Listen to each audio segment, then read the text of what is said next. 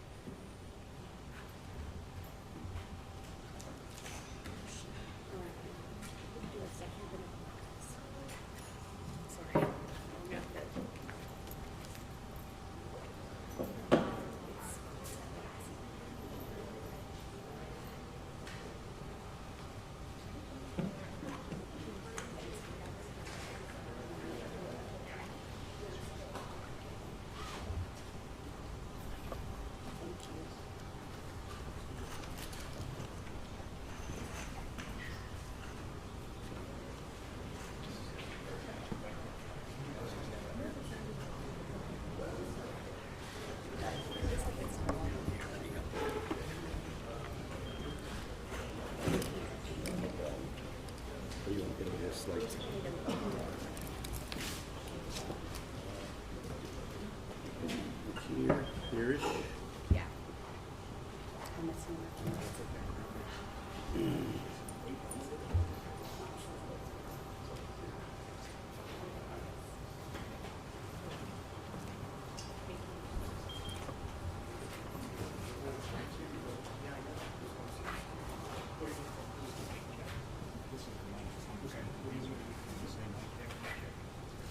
Mic check. Mic check. Good.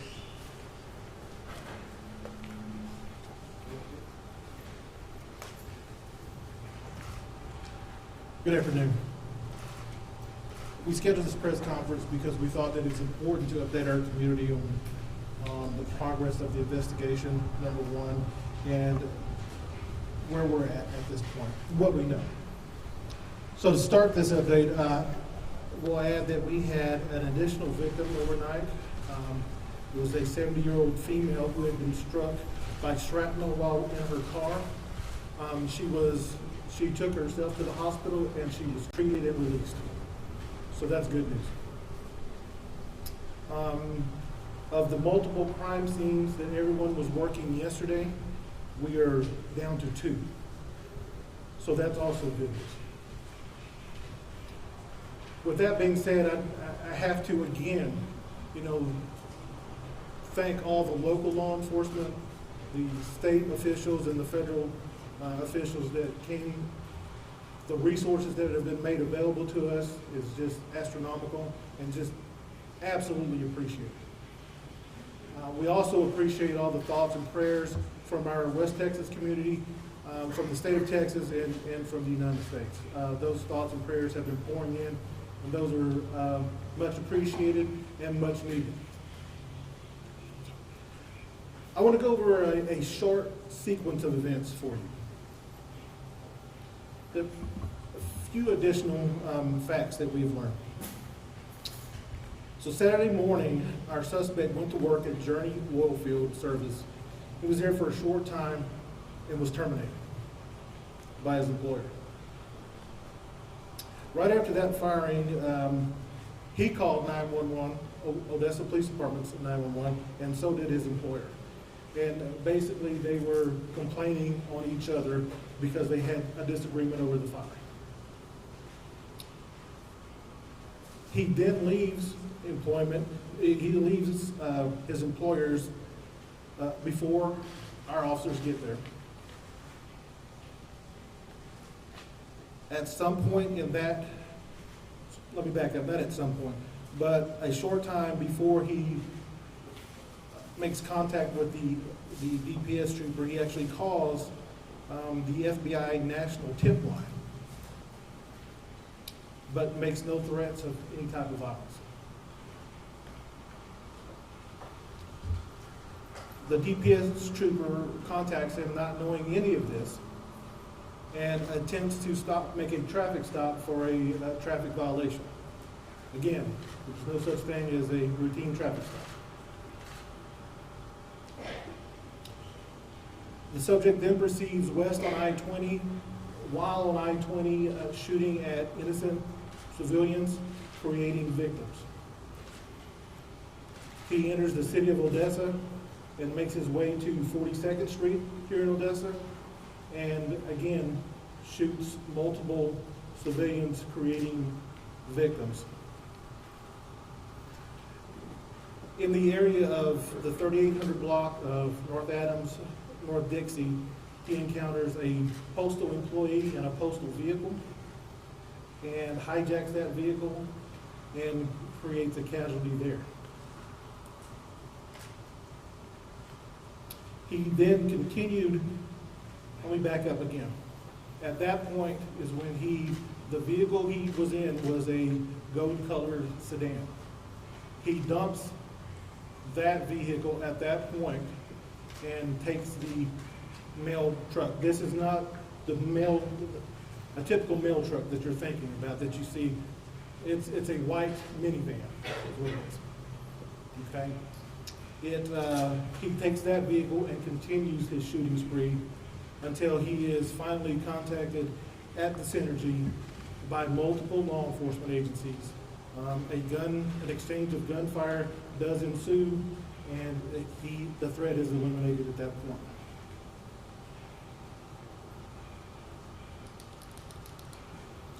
Please understand that this has been a tremendous collaborative effort.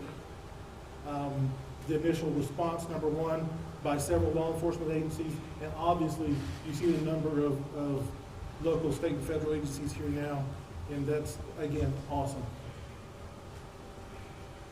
And we'll take questions at this point. I spoke to a neighbor of his who says that about a month ago, he pointed a rifle at her. She called police did not respond. Do you have record of that? Have you been called out to this knowledge before? His residence is actually in Ector County and not in the city limits of Odessa, so I'll defer that question to the sheriff. We can't find any reports of her calling in at this time. We're researching that. We will release that information when we find it, if we find it. Sure. Sir, the governor has said that the suspect failed a background check in Texas. Is that true? And if so, how did he get these firearms? I have no idea how he came into possession of this firearm. The ATF is doing that part of this investigation, and as far as I know, at this point in time, that has not been determined. Is there any ATF representative that would like to respond to that?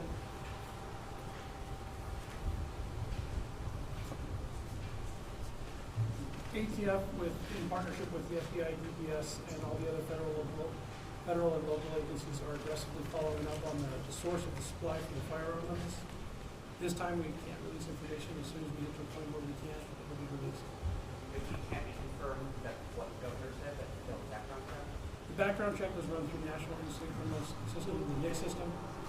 NIC system did work. He did apply to get again. He was denied again. What's your name, sir? John Lester. For the chief, Yes. can you explain what happened in the in-between? So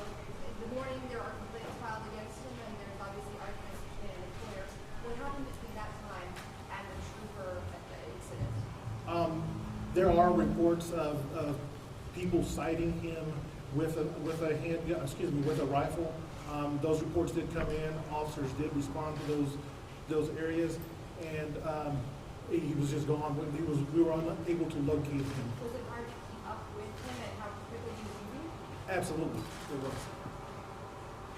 What was the nature of the dispute with the employer? I can't tell you that at this point.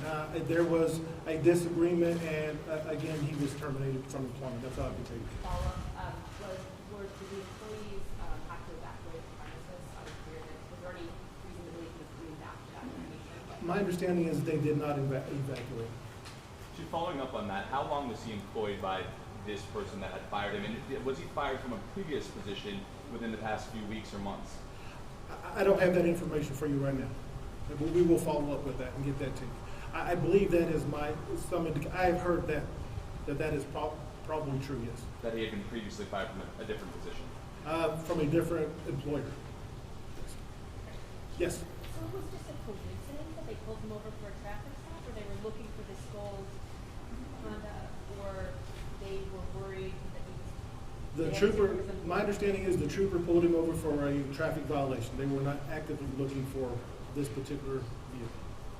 He's right up here. Yes. He called this FBI tip line. What exactly did he tell them? And a follow-up after. Go ahead. I'll let FBI. Sure, he called the national tip line about 15 minutes before his encounter with the troopers. It was, frankly, rambling statements about some of the atrocities that he felt that he had gone through. He did not make a threat during that phone call. He ended that phone call. After the phone call, we initiated all of our law enforcement procedures, trying to figure out who he was, where he was. Fortunately, it was only 15 minutes before the trooper was engaged. And Chief, real quick, have y'all found any kind of letter explaining why he then went on this rampage? Why he did any kind of letter of suicide or whatever you want to call it? Again, the DPS, the Texas Rangers, and the FBI are conducting that part of the investigation. And to my knowledge, that nothing of that sort has been found. What did he tell 911 when he called this 911? It's a rambling statement. Like the FBI? Absolutely. He rambled a lot in all of his contacts. But no threats? No threats. Chief, when the suspect pulled into the Synergy, were officers already on that location? And how long was it from the time that he pulled into the gunfire exchange? That's part of the ongoing investigation, and I would say it was a very short amount of time from the time he pulled in there till the gunfire exchange, but it's still, that's some information there that is still being sorted through. Chief, if the suspect had a criminal history, can you tell us about that? Can you tell us what that would have stopped owning a firearm? The criminal history, we can't be specific about his criminal history. I will tell you the interactions that he's had with the Odessa Police Department have been of very minor incidents that would not have had any impact on his ability on fire. Can you tell us what time he was at Synergy and stopped, so we have an idea of how long it was? Again, I can't give you the exact times at this point, that we're still parsing through all of that. 4 o'clock, 5 o'clock? I don't have that with me, I'm sorry, I apologize. Sir, regarding his dispute with the employer, was there any idea why he needed law enforcement to intervene in that dispute? Why it was a matter for law enforcement to, for him to direct it? Well, obviously, and I can't speak to his motives why he called, but we commonly field calls that are not of a law enforcement nature, that are of a peacekeeping nature between neighbors, between co-workers, that sort of thing, where we just step in and calm the situation down. Blessed are the peacemakers, right? We've got time for about 3 more questions, so give us 1 minute. We're going to take them by the showing of hands. We'll go with number 1 in the green shirt, number 2 back here, and number 3 in the blue shirt. So number 1, go ahead. All right, Chief, we yesterday we spoke about how this is a multi-agency effort. Yes. There are some concerns that there might have been some issues with sharing information. Could you address that? I don't have any concerns with sharing information. I don't know where that came from, but that didn't come from me. So I've had no issues with that. Where did that come from? We were just told that there were some issues with the encrypted reports, sharing information, so. To my knowledge, I have had no issues. Was there a voter issue? Or like it was We have- We're gonna go with the second question, ma'am, over here. I think what she was trying to say was, when listening to the scanner recordings after they were released, I think there was some trouble communicating with MPD and OPD, maybe because of the encrypted messages that were in there. Do you guys ever plan on maybe sharing your radio stream at all? You know, it's funny that you ask. I have had conversations with Midland Police Department over joining the radio system. So yes, that is something that should happen in the future. And last question, the gentleman in the blue, sir. Yeah, Chief, quickly, I'm just wondering if you can tell us whether there's any evidence of planning, whether you have the gun with you already when he was fired on Saturday morning, and also, I'm just wondering, what have you seen that you're still working on? The first part of that question, so two questions, right? So you cheated, but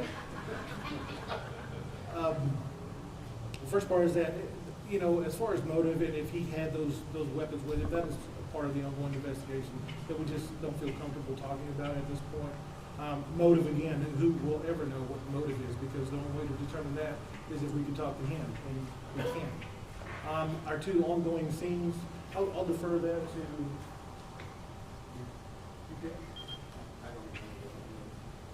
I believe it's Freedom Pontiac and There and were Synergy. two scenes in the city that are still ongoing, that are still active investigations. Is the home still being searched? That would be, I'm sorry, I couldn't hear your question. Is his property still being searched? No, we completed the search of his property yesterday. We're going through that. I know a number of you have been out there. It's a very strange residence. It's very small. I can tell you the conditions reflect what we believe his mental state was going into this. Again, just to echo on something that the chief said, you know, he was on a long spiral of going down. He didn't wake up Saturday morning and walk into his company, and then it happened. He went to that company in trouble. Probably been in trouble for a while, which is why we've been reaching out. I talked to some of you yesterday about we really need the public's help to reach out to us when they see people in that downward spiral that may be on that road to violence. And part of that too, holding some documents here, if you go to the FBI.gov website, there's a whole section there on active shooters. We just released a very detailed analysis of 62 active shooters in the last number of years that really talk about this road to violence and this unfortunate condition where these people are in trouble and they continue to go down a road of some mental problems. Is it true you didn't have electricity and running water in the property? I don't know if that's accurate, to be honest. Well, with the FBI, That's all. everyone's, well, I think. Sir, it's Christopher Combs. I'm the FBI Special Agent in charge. Thank you. We're out of time, but if you'll remain seated for just a minute, we'll give you some instructions. Thank you all very much for attending.